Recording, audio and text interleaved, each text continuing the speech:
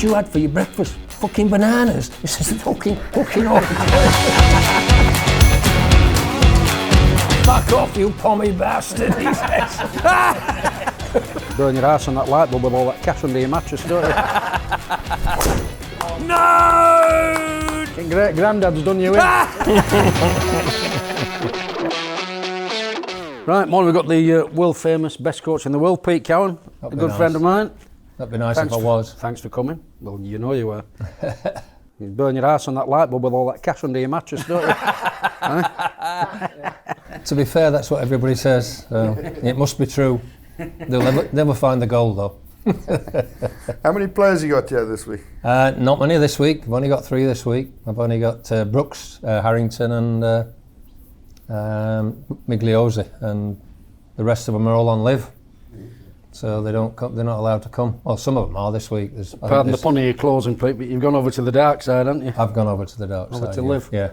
I see him every week. Mate, match my clothing, go to the dark side. You needed that extra cash. Well, for your retirement. It's interesting with the players, obviously. I don't blame the players for doing that, purely and simply because you know golf yourself, you can lose form, you can get injured, and nobody's going to pay you when you lose form and get injured, at least when you go to live. 100%. You know, so I can't blame any players going over there to do that. And, you know, it's still very, very competitive. There's good players on there. I mean, Ram's there, and last week he nearly won in Spain, coming after, you know, being ill the week before. So I mean, you know, they are real, and Brooks. So I'd like to see the top 10 live players against the top 10 PGA Tour players. That would, you know, almost, you know, scrap the President's Cup. And well, yeah, exactly, because it was a non-event. So there's a conception out there that it's just a party and everyone's messing about, but it's nothing like that at all, is it? You can't tell me when you see DeChambeau on there for 8 hours a day hitting balls that it's a party. Yeah, I think it's just a conception that people have like moved over, and you know, it's like just a party atmosphere every week, and the players are in it. But it might be for the fans, and it is.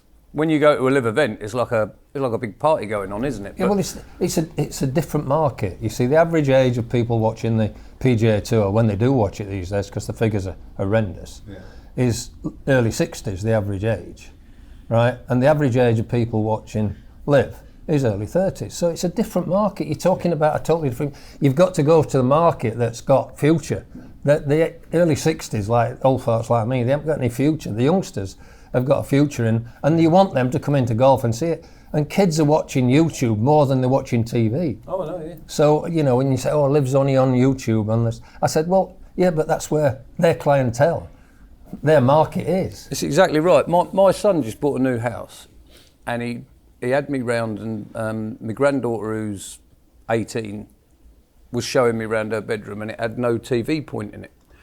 And I said, I'll get you I've got a guy who'll come round and put your TV point in there to plug your. She said, what's that for? I said, you know, to put the aerial in so you can get the. She said, I don't need that, I've got internet. I said, yeah, but you know, for your TV channels. She said, I don't watch them, I only stream. Yeah. And I was like, wow, okay, fair enough. I must admit, I was in Scottsdale this year, and I looked at the starting list of the players I think it was in Mexico, the live event.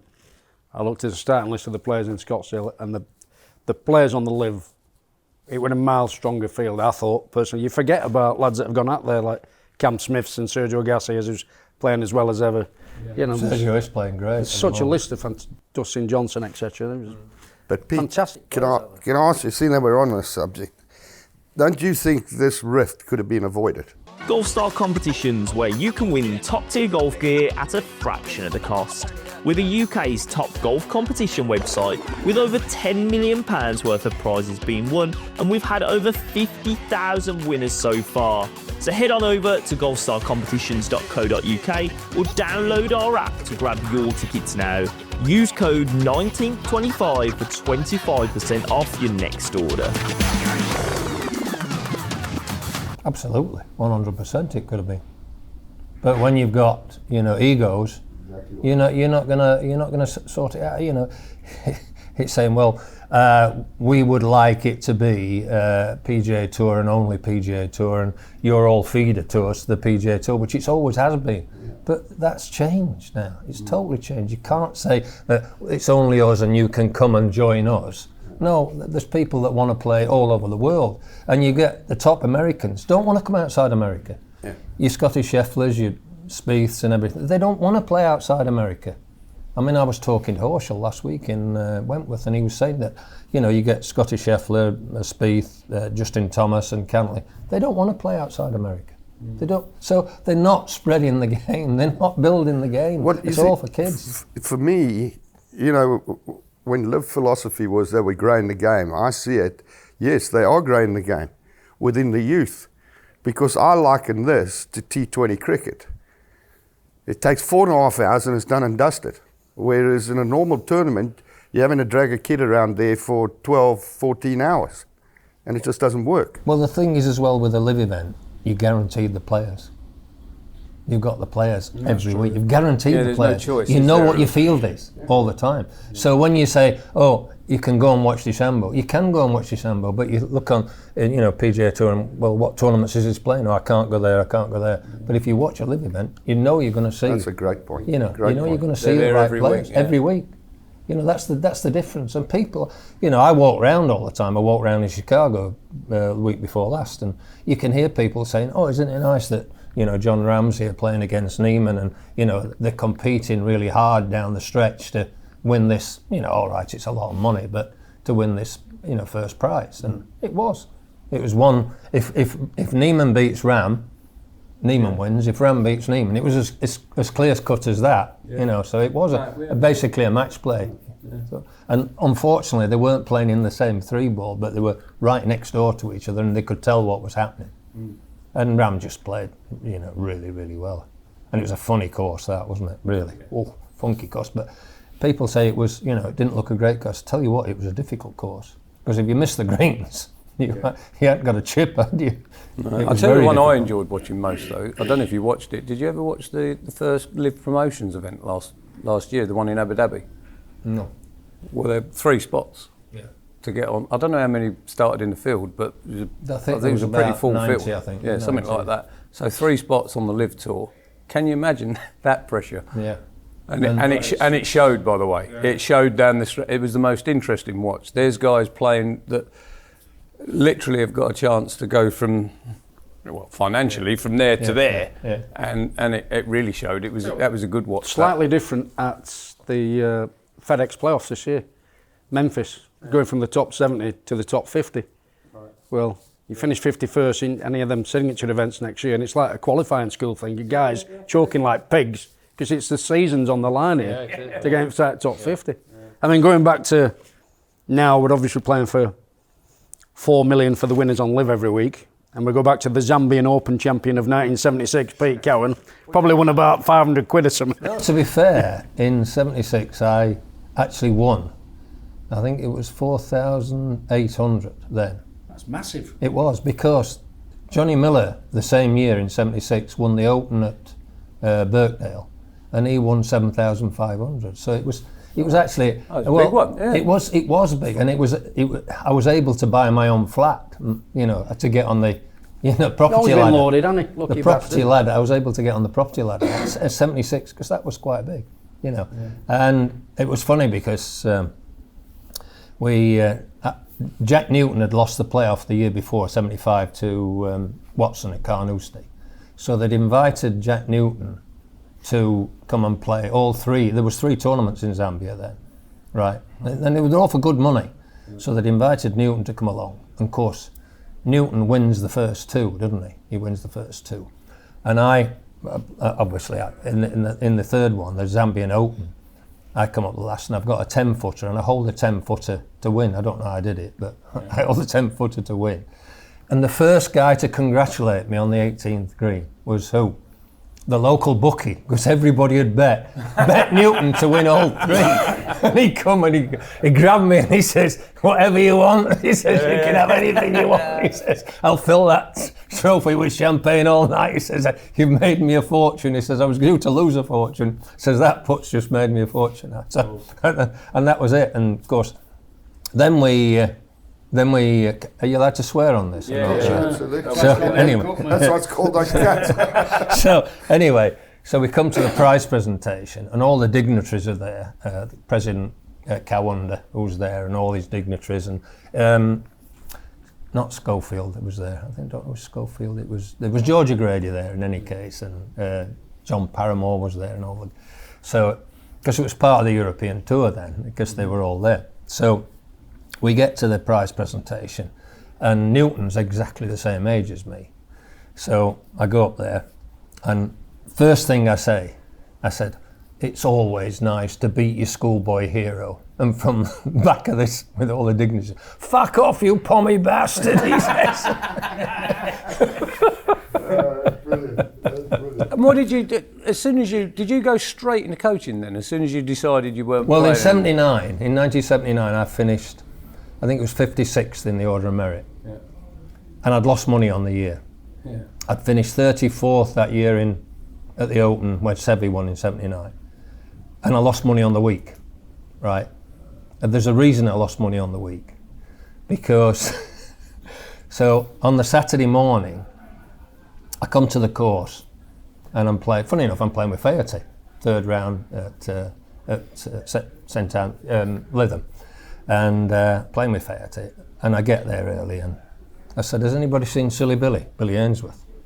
Because he was caddying for me then. No, you're not going to be happy. What are you talking about? You're not going to be happy. I said, what are you talking about? He says, well, you see that mobile police station just down the road? He's in there. So I have to walk down the mobile police station, and I go in there. And of course, Billy Ainsworth stood there. So I said, what's he in for? He says, he's caddying for me today. No, he's not. What do you mean?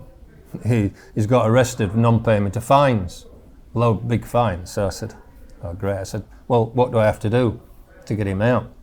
He said, you'll have to guarantee paying his fines.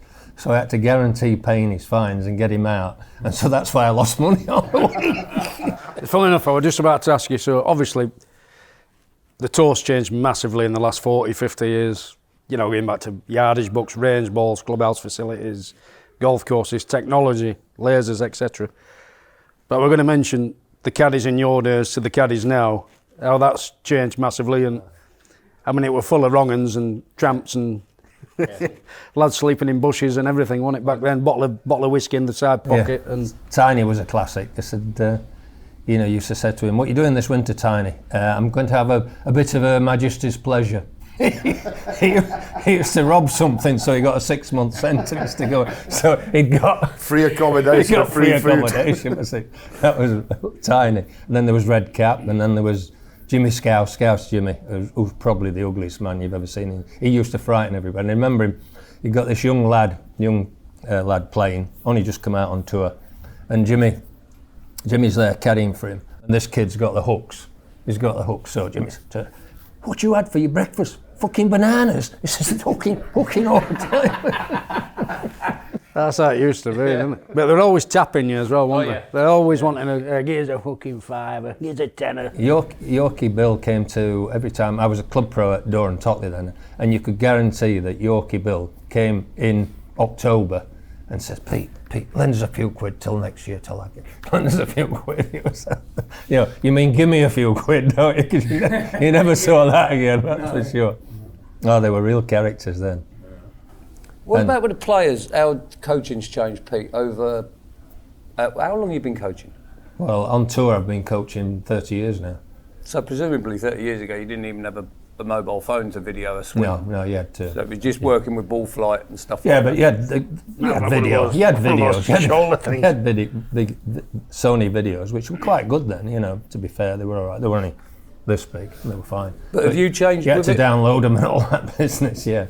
Have you changed with all... are you a fan of No. like TrackMans and flight scopes? The thing is, technology's changed, but what it did for me, it was funny because years ago I used to say that the ball flight laws were wrong in the late 90s, mid 90s, probably earlier than that. I said the ball flight laws are wrong, because they always said, well, the actual club face spins it and the path starts it, and I used to say no, because I can path it left and do this, and I said I can't prove it, but I don't agree with that, So that was John Jacobs, idea.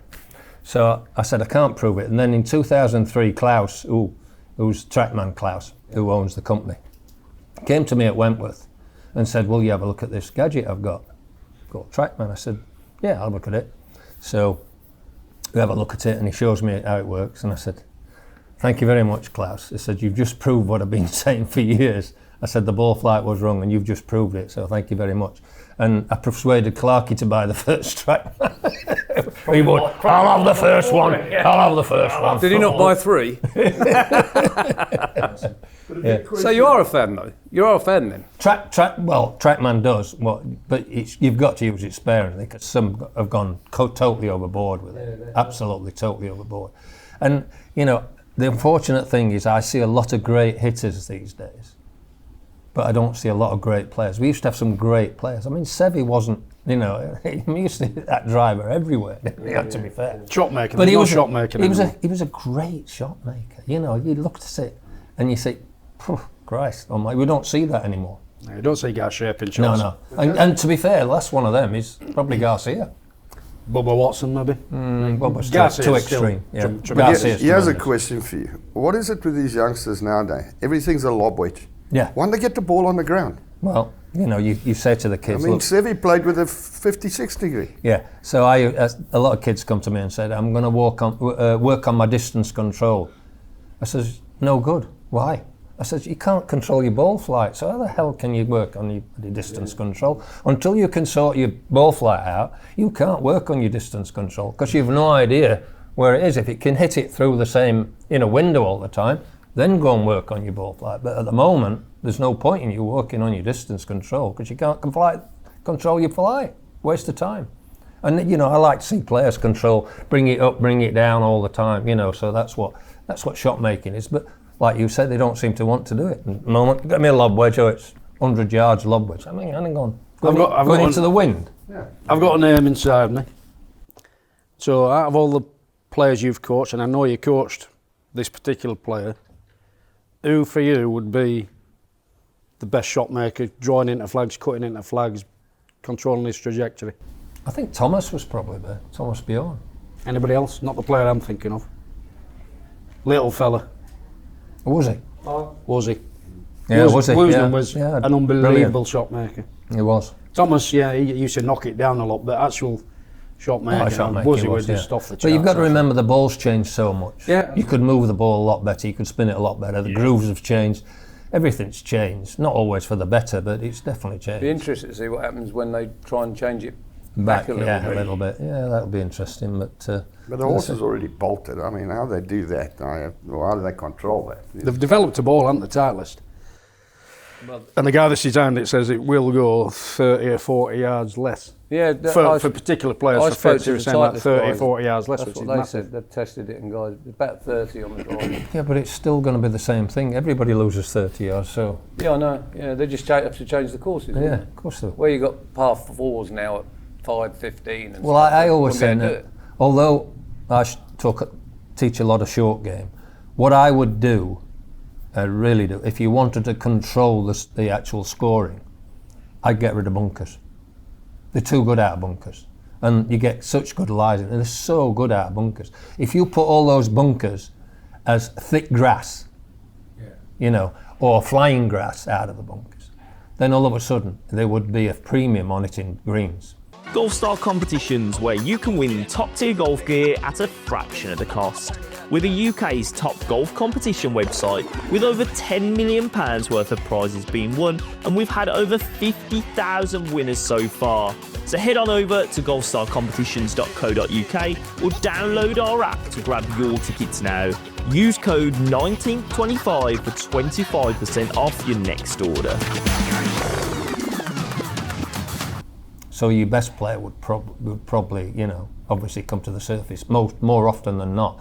But if those bunkers were grass bunkers and you really couldn't control it as well, because they can spin it for fun out of the bunkers, you watch them all the time. Oh, he's going to get down into it. He's going to get down into it. Well, if that was a grass bunker with thick grass and the ball's either sit on the top or down below, or the grain coming into you in a grass bunker, you're really going to struggle to control the ball out of there. Especially if you've got firms. Especially if you've got no rakes. I mean, it's an hazard, mate. Get on with it. Start morning. Well, that's what you used to. When we were playing Muirfield, when he came out with those big rakes. Didn't work though, did it? I mean, and it still didn't work. When we played, there was no rakes. You just used to do that with your foot and your club, didn't you? That was it. That was your raking. So you could go in there. And say, well, he's not done that very well, But it wasn't. There was no rakes about then.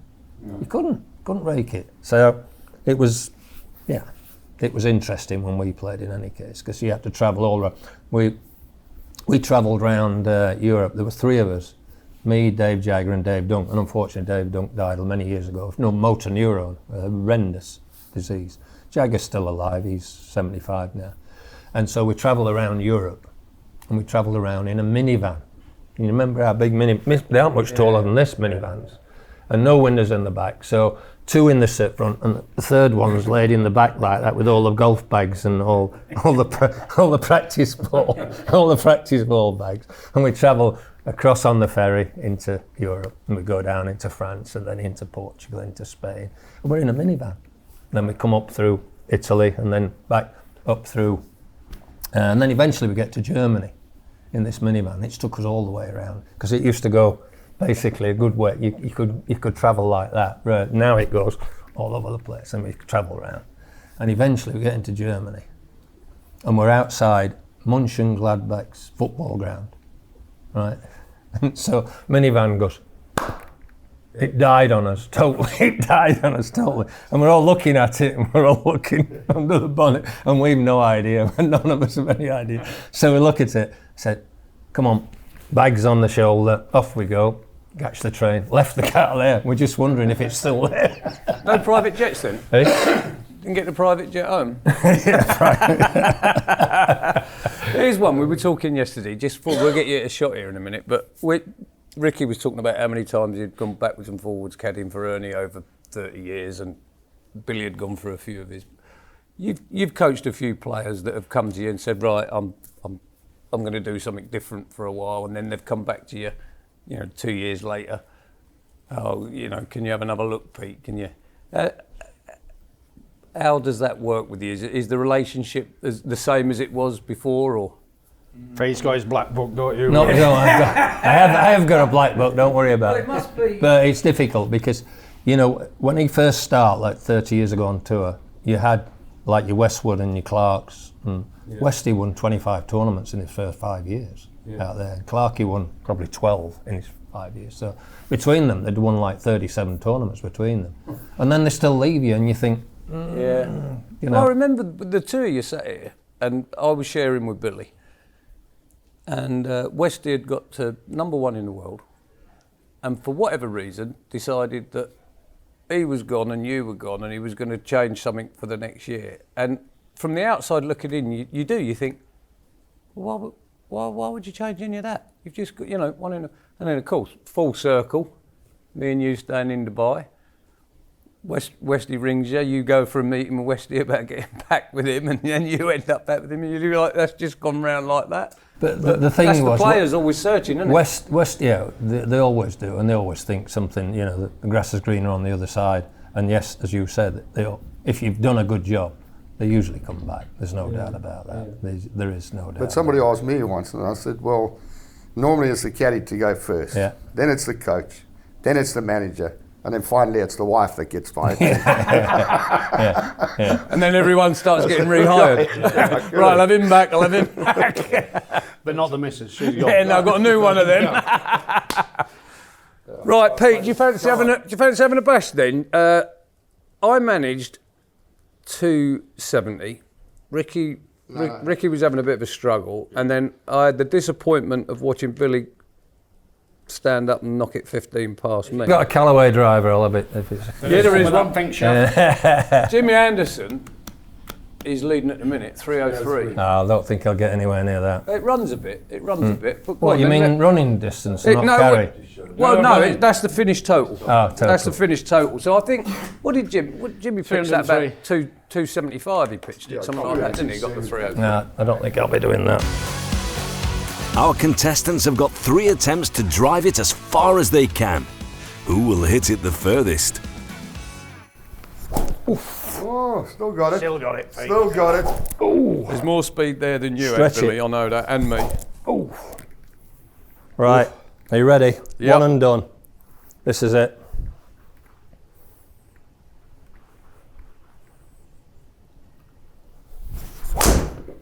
Still got it, Pete. Look at that. Look at Dead that. straight. Oh, You're not getting it up with us. No, he's that's got pretty good. 250. He's got. That's first one though. Yeah, no, good effort, Pete. First Straight one, up the cold middle. out the chair. Take it 255 up the middle of every fairway, wouldn't you? 100%. Our first few goes were over fences, Pete. I'm going to hit a toe cut on this one. Get it running.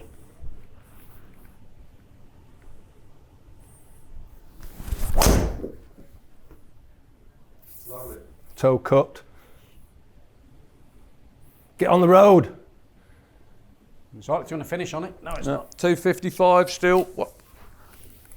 Is that carry distance? I that? think No, you your got to first tee it up a one bit. Your first one went 255 total. I think you need the eyeball, Pete. Hey? I think you need the eyeball. Right, I'm going to Long wind. one's not running. Grass is too long. Needs cutting. Can't believe you lads have got past me. Hey, I'm going to have to really wind this one up.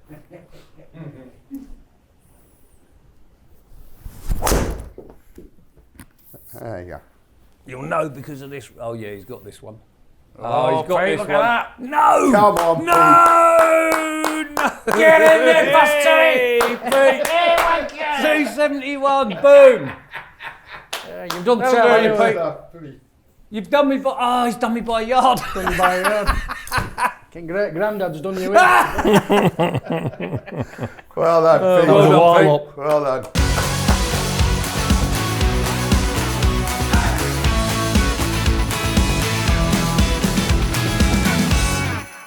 You having a go at nearest the pin? You may as well while you're on a roll. Where's 7-9, Pete.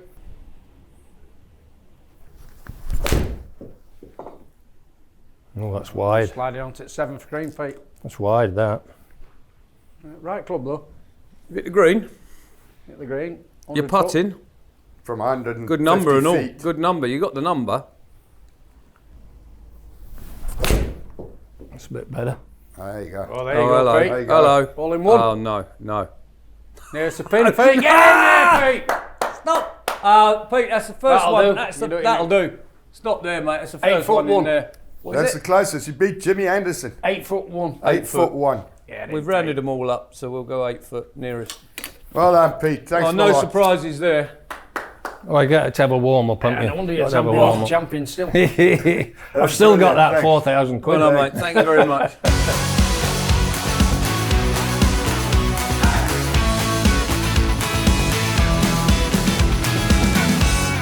Coming up on the 19th Uncut, watch celebrity guests take on the longest drive and nearest the pin challenge.